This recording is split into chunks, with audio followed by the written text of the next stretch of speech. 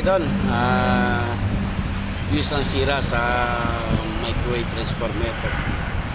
Out, papunta rito sa wave nya, sa pinaka-heater. Ito lang sira mga ka-idol.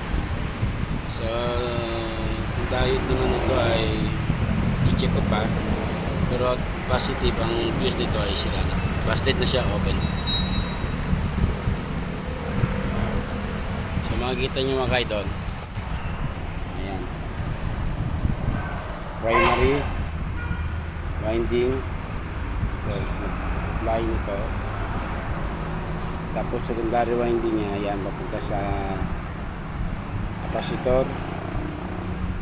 Then dito sa fuse, dito sa capacitor. And ang out ito ay papunta na rito sa wave niya.